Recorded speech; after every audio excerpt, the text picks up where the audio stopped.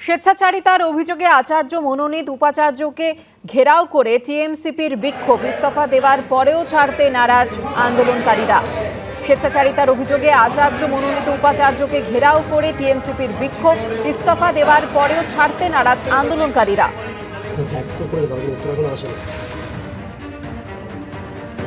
আরে এটা করার কোনো দরকার নেই। আপনাদের দাবি আমার পদত্যাগ করা, আমি পদত্যাগপত্র পাঠিয়ে দিয়েছি।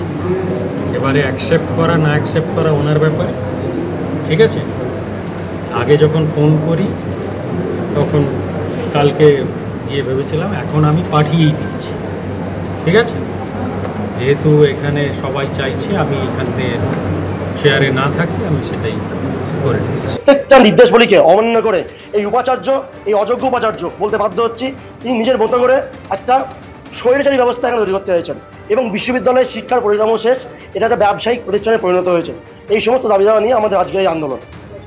আমরা চাইছি যে উনি অ্যাজ আর্লি অ্যাজ পসিবল এইগুলো সলভ করুক, আর না হলে আমরা চাই পদত্যাগ। যেখানে সুপ্রিম কোর্টের ভার্ডিক্টে বলা আছে, উনি তারপরে আসছেন কীভাবে? উনি গভর্নমেন্টের যাবতীয় সুবিধা নিচ্ছেন, সুযোগ নিচ্ছেন, অথচ গভর্নমেন্টের কোনো কাজ উনি করছেন না।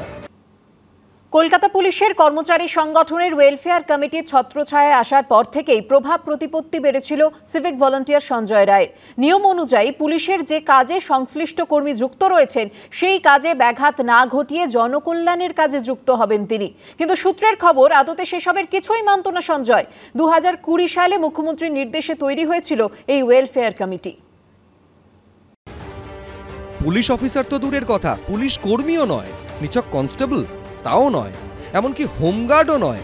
আরজিকর মেডিকেল কলেজে মহিলা চিকিৎসককে ধর্ষণ ও খুনে যে সঞ্জয় রায়কে গ্রেফতার করা হয়েছে, সে কলকাতা পুলিশের বিপর্যয় মোকাবিলা বাহিনীর একজন সিভিক ভলেন্টিয়ার মাত্র। একজন সিভিক ভলেন্টিয়ার হলো সঞ্জয় রায়ের কথাবার্তা, হাবভাব, চলাফেরা একজন পদস্থ অফিসারের থেকে কোনো অংশে কম ছিল না। কিন্তু এত প্রভাব প্রতিপত্তি আসে কোত্থেকে? এই প্রশ্নের উত্তর খুঁজতেই উঠে আসে পুলিশ ওয়েলফেয়ার কমিটির এক সদস্যের কথা। 2019 সালে সিভিক ভলেন্টিয়ার হিসেবে কাজে যোগ দেওয়ার 1 বছরের মধ্যেই কলকাতা পুলিশের কর্মচারী সংগঠনের ওয়েলফেয়ার কমিটির ছত্রছায়ায় আসে সঞ্জয়। এরপরই তার প্রভাব প্রতিপত্তি বাড়তে শুরু করে বলে অভিযোগ। সামান্য সিভিক ভলেন্টিয়ার হয়েও পুলিশের ব্যারাকে থাকা, সাব ইন্সপেক্টর পদমর্যাদার অফিসারের জন্য বরাদ্দ হওয়া মোটরবাইক নিয়ে ঘুরে বেড়ানো, নিয়মিত কাজে না আসা, যখন তখন হাসপাতালে ঢোকা বেরোনোর মতো সমস্ত সুযোগ সুবিধে ভোগ করত সে। কিন্তু কলকাতা পুলিশের কর্মচারী সংগঠনের ওয়েলফেয়ার কমিটি আদতে কি? 2020 সালে বিভিন্ন দাবি দাওয়া নিয়ে পুলিশ বাহিনীর অন্দরমহলে ক্ষোভ দানা বাঁধে। রেসকোর্সের উল্টো দিকে পুলিশ ট্রেনিং স্কুলের সামনে বিক্ষোভ দেখান পুলিশের কনস্টেবলদের একাংশ। ওই বছরেরই অগাস্ট মাসে নবান্ন থেকে কলকাতা পুলিশের কর্মচারী সংগঠনের ওয়েলফেয়ার কমিটি গঠনের সিদ্ধান্ত ঘোষণা করেন মুখ্যমন্ত্রী মমতা বন্দ্যোপাধ্যায়।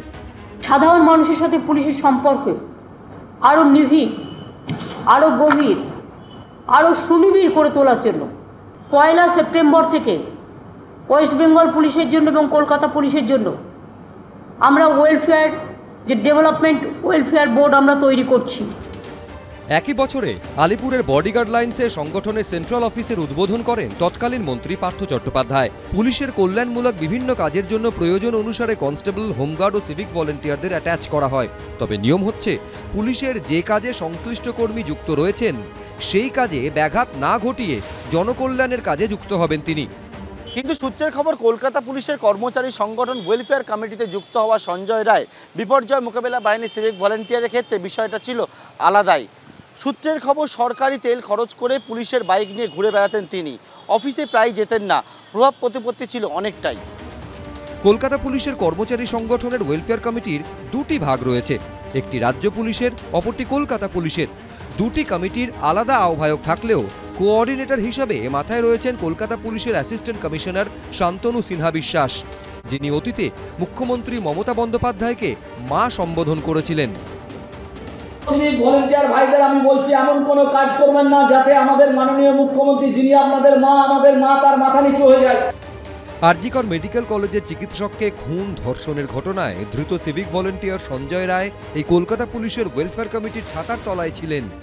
তৃণমূল বেছে বেছে রক্তদানি নিয়ে এসে ওখানে বসিয়েছে। পুলিশ যে কাজ করে এখন সিভিক ভলেন্টিয়ার সেই কাজ করছে।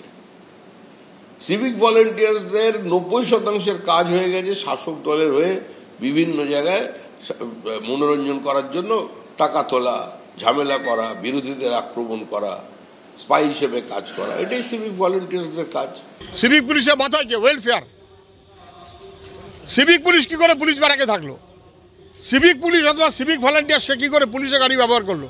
তার মাথায় ওয়েলফেয়ারের কোন অফিসার? তার উপরে কে? পুলিশ কমিশনার কেন সেদিন তত করছিলেন? কথা বলতে পারছিলেন না কেন? কি ব্যবস্থা নিয়েছেন তাদের বিরুদ্ধে? মুখ্যমন্ত্রী তাদের বিরুদ্ধে কোনো ব্যবস্থা নেননি। স্বাস্থ্যেরও মন্ত্রী তিনি, পুলিশেরও মন্ত্রী তিনি।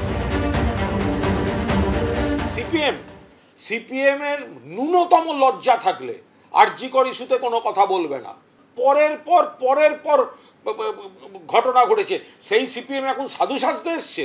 আর বিজেপি তাদের উন্নাও ভাত্রা শুধু ধর্ষিতাকে খুন করা নয়, যাতে মামলা না লড়তে পারে ধর্ষিতার বাড়ির লোককে পর্যন্ত খুন করে দেয়া এই নারকীয় তাণ্ডব বিজেপি দেখিয়েছে। আপাতত পুলিশের হেফাজতে রয়েছে ধৃত সিভিক ভলেন্টিয়ার সঞ্জয় রায়। কিন্তু এতদিন যে পুলিশ পরিচয় দিয়ে বিনা বাধায় দাপিয়ে বেরিয়েছে, এখন তার বিরুদ্ধে পুলিশ সঠিক পথে তদন্ত করতে পারবে তো? সেই প্রশ্ন থেকেই যাচ্ছে। পার্থপ্রতিম ঘোষ, ময়ূখ ঠাকুর চক্রবর্তী, আশাবুল হোসেন, এবিপি আনন্দ।